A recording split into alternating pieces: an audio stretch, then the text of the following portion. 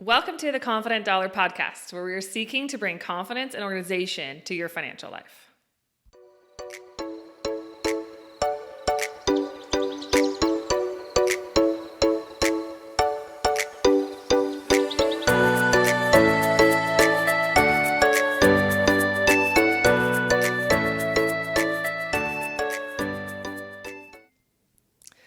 Welcome back to the Confident Dollar Podcast. Again, my name is Lauren. I am your host. I am the founder and financial advisor at Sela Portfolios and Planning, a boutique financial planning firm located in Orange County, California, but serving clients nationwide.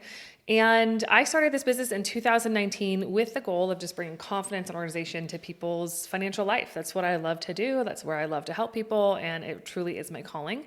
And I am just so grateful to be able to work in a way that I love and that is so fulfilling to me. So part of that was starting this podcast last year in 2023 to just kind of help bring more education and information in the world of finance to people. Especially in a way that they can understand, in a language that they can understand, so that you can just continue to take more control and just understand your finances and just really get them on track. I've just seen so much stress and anxiety relieve from people when they know how their money's working for them. They know what their long-term plans are, their goals are, how they're working towards them, and just what track they're on. It just relieves that stress of like, where am I? What is going to happen? Am I going to be able to retire? Or, all those other goals. So if you are a self-employed person, you don't want to miss this episode, because today we are talking about the best options for self-employed individuals in saving for retirement. Because let's be honest, we know that more than likely saving in an IRA between now and retirement is probably not going to be enough for you for your retirement. Especially if you are single and you don't have a spouse that has a 401k that's W-2, that has a 401k option at work, or maybe you're both, you and your spouse are self-employed, you're going to need to take some different steps to save for retirement outside of just utilizing an IRA. So that's what I want to talk to you about. There are a few options when it comes to this, but in my opinion, there are two main options that are the best ones that I normally utilize when working with my clients that are self-employed. And this is actually something I have seen more and more my last couple years, because more and more people are self-employed than used to be. A lot of people are starting their own businesses or their own side hustles, and they're in a position of bringing in their own income way more than they used to be in the past as just W-2 employees. So I just found that this would be a helpful topic to cover for people to make sure that we are, you're saving for retirement in the best way possible. So the two we're going to talk about today, like I said, there's a few options, but we're going to go over the two main options that I work with that I think make the most sense for self-employed individuals. And that is the SEP IRA, and a solo 401k or an Indy 401k or a solo K that has a few different names, but it is a 401k for one person. So the solo K. That's what we'll refer to it from here on out, in the SEP IRA. So let's start with the SEP and kind of dig into that. We're going to go through, again, all the information on both, pros and cons, when you should use it, one over the other, that sort of thing. So you can just have a really good understanding of maybe where you would want to move forward with if you are a self-employed individual. SEP IRA stands for Simplified Employee Pension, and then IRA, Individual Retirement Account. So this, I find, is one of the two options. This is the much more simpler one to set up. Not to be confused with the simple IRA. That is another one, and I'll touch on that at the end. I don't think that is one of the best options if you're self-employed because of the lower contribution limits, but we'll talk about that later. The SEP IRA, it's going to be your simplest option if you're self-employed, because you don't have to go set up a whole plan. For the SEP, you can just do one IRS form, which is a 5035-SEP. That is what you can set up with the IRS, and that starts your plan. So you don't have to do a bunch of different paperwork. You don't have to have a plan set up through somebody and pay for that, or pay to have the plan up to date. You just do that IRS form. The benefit of the SEP is that it has higher contribution limits, a lot higher contribution limits than the IRA. So if you have a SEP for 2023, you could have contributed $66,000 max. For 2024, it is $69,000 max. So The thing about the SEP though is that it is only the employer makes the contribution. So if you are self-employed, you are the only employee of your business. The business is going to make the contributions to your SEP IRA. You cannot make them personally in that level. So you can actually, this is going to confuse you maybe just for a second, but you can do your personal IRA contribution into your SEP, but that would just have a totally different limit of the $7,000 for 2024, but the employer is the one that's going to contribute to the SEP IRA. So the business is going to make those contributions, and those are going to be tax deductible for the business. So it's a benefit for you if you're self-employed because it's a way to pay yourself or defer payment to yourself without incurring any other taxes on that year. So it actually is tax deductible for your business in order to kind of defer a payment for yourself for later. There are minimal fees, another big pro of the SEP IRA. They are not expensive to set up. They are not expensive to maintain. Like I said, it's just that one IRS form and you are ready to go. You can get the account open. So then it's just really what account fees you may have or management fees you may have, depending on who you choose to work with to set it up or if you do it on your own. And again, it's all, it will be all tax deferred. So it's tax deductible to the business when they make the contribution. And the contributions are tax deferred, so you can't do Roth contributions in a SEP IRA. They're only tax deferred contributions, so like a traditional contribution. So when you go to take it out later in retirement, you are going to pay the income taxes on that money. So you don't have Roth contribution options within a SEP IRA. So all contributions are tax deferred. To be eligible, you have to be at least 21. So this is how it works for your employees, because actually SEPs are have more eligibility for employees. So if you have multiple employees, sometimes the SEP is not good for you. But if you are self-employed, we're talking about you are the only employee or maybe one other employee like your spouse, then this is a good option. So you have to be at least 21. You have to earn more than $650 a year. And you have to have worked for 3 of the last 5 years. Now, some people do open up SEP IRAs for small businesses. So, if you have 5 employees or whatever, a SEP IRA might still make more sense than setting up a full 401k. But here is the trick and the caveat to remember when it comes to the SEP, is that whatever designated percentage you contribute to one employee, you have to do the same percentage to the rest. Okay. So if for yourself, again, this is not a problem if you're self-employed and you're the only employee, but this is something to consider if you have multiple employees. For yourself, you have to, if you are self-employed, you're trying to designate a percent for yourself to save for later. You can do, let's say you want to save 10% of your salary. That's what the business is going to contribute for you at the end of the year, 10%. If you did have other employees, you would also have to do 10% of whatever they were paid that year. Okay. And then again, the contribution max is either the lesser of up to 25% of your salary or the max amount of $69,000. So again, 25% is the max you can do of your salary. And if that is less than $69,000, you can't do $69,000 if that's less than 25% of your salary. Does that make sense? So the lesser of 25% of your salary or the max amount, which for 2024 is $69,000. Okay. That is the SEP IRA in a nutshell with just threw a lot of information at you. So let's kind of break it down. Again, because you have to do that designated percentage and it has to be the same for all your employees, the SEP is not always the best option if you have multiple employees. So small businesses, it works really well for if you still want to do it that way. But for the most part, it is better if you are like self-employed or you and your spouse, or maybe you, your spouse, and one other. It could be a really good option because, again, you have to match that percentage. It is way better than an IRA because you can do a whole lot more into your SEP than you can a traditional IRA with only $7,000 for 2024. You can do a whole lot more. And you get that benefit in your business. You get the tax deductibility when you contribute for yourself. You're just basically another way of paying yourself, but for later. It's like deferred compensation.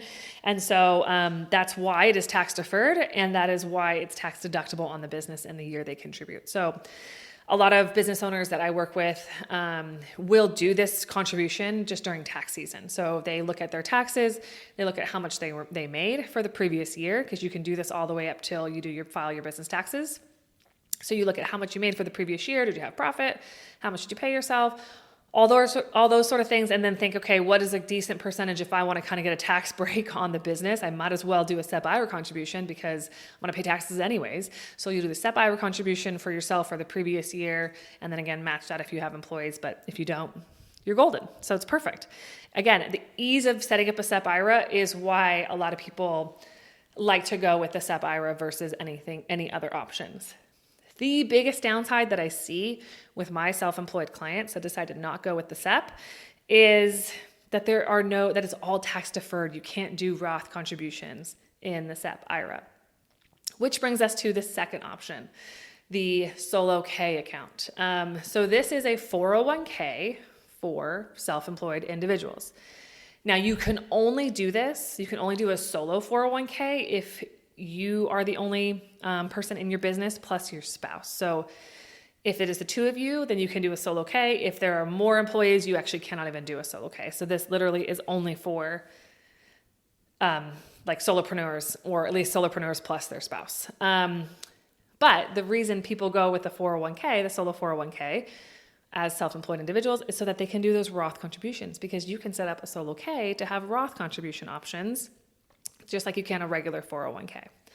So let's break down the solo K. What's some of the information about setting up a solo K? So again, a solo K is really it's basically a small 401k plan for a company that only has one employee or possibly a spouse. So that makes it cheaper than doing a full 401k plan. Those get pretty pricey. A solo K is a lot less expensive than doing a full 401k plan, but it is more expensive than setting up a SEP, because you do have to go through someone to set up your plan. And then you have to, maintain that plan, and there's just more hoops to jump through in getting it set up. But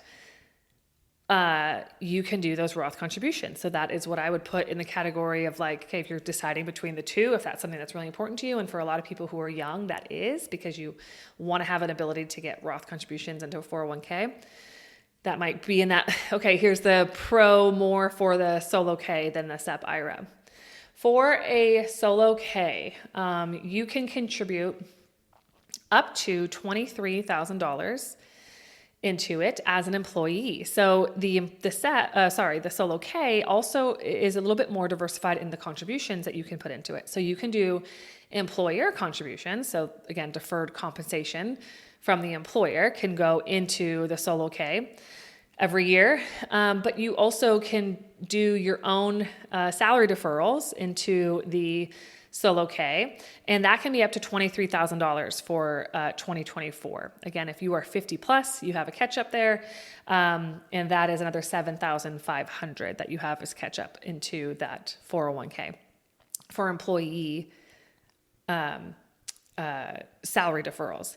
Now, the employer contribution, like the employer portion, is going to be, it is a little bit different depending on how your business is set up. If you are an S Corp, a C Corp, or an LLC, it gets a little bit trickier, but in a sense, it is ends up being 25% of your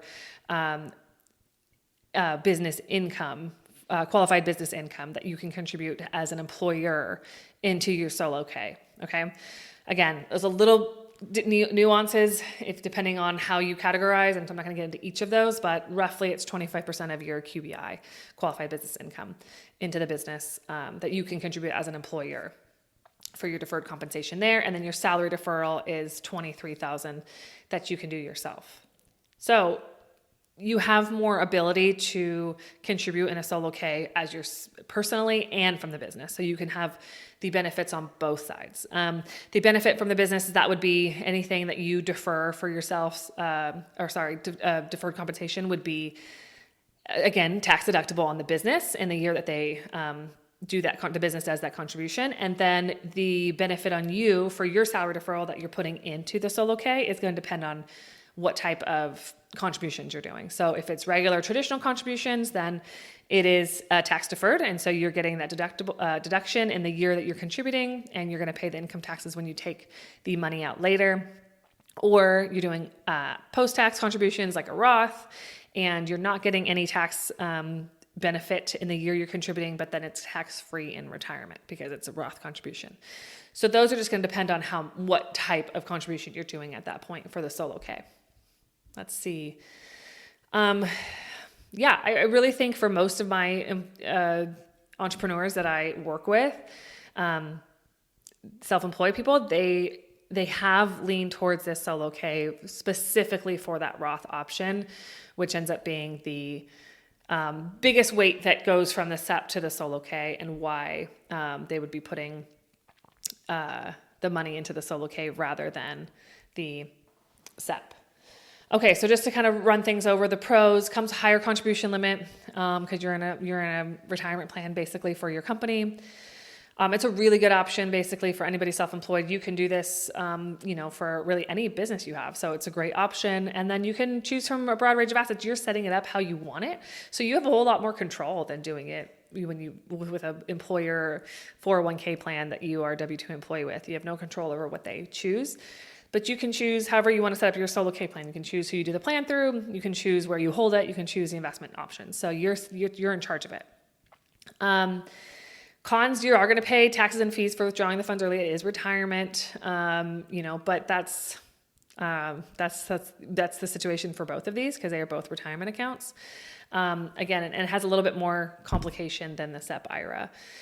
So just something to consider if you are thinking about both of them. So that's kind of the rundown of both of the main ways to save for retirement if you are self-employed.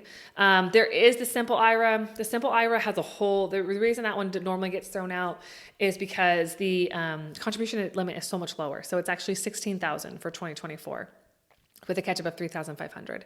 The simple is probably going to be your better option if you have your small business. You'd probably go more simple than SEP, because the simple, people can do their own contributions into the simple, as well as the employer has to match like 3%. But it's a lot better than setting up a full 401k plan or not better, but just simpler. That's why it's simple than setting up a full 401k plan for like a smaller company of like 5 and 10 employees or something around that level. But the SEP, that's where the SEP kind of I think beats the simple when it comes to being self-employed and being the only employee of your business. So if you have any further questions on these, I know, again, that was a lot of information to kind of throw at you. And then just kind of down to I think that you're going to use the SEP if you're the only person, more than likely, and you're okay with not having, maybe you already have a lot of Roth contributions from a previous employer, or you've done a Roth IRA for a long time, or you just want to keep it as simple as possible, then you're going to do the SEP. If you really want those Roth contribution options, you're going to do the solo K. I think that's really what it comes down to for the most part, of what ends up being the biggest decision one way or the other. So again, I know it's a lot of information. If you have any questions on any of this, please don't hesitate to reach out. I'm happy to dive into your personal situation to see what makes the best sense for you. So you can find my contact information in the show notes, and feel free to send me an email. I offer a free consultation and discovery call and getting started. And so I can kind of see what your situation is and point you in the right direction. But hopefully that kind of helped break down these two main options that you have when it comes to being self-employed. And if anything kicked you in the butt to say okay, if you are self-employed, an IRA is not going to cut it. What are some other options? What are something you need to be thinking about starting to do? If you did miss for 2023, because we're after tax day, that's fine. What can you do for 2024 to start planning ahead and saving for retirement? So again, if you have any questions, let me know. I have handled a good amount of solo Ks specifically, as that is the thing I see clients wanting to open up mostly these days. So if that's something you're interested in, let me know, and we will talk then. All right. Other than that, have a great day, and we'll see you next time.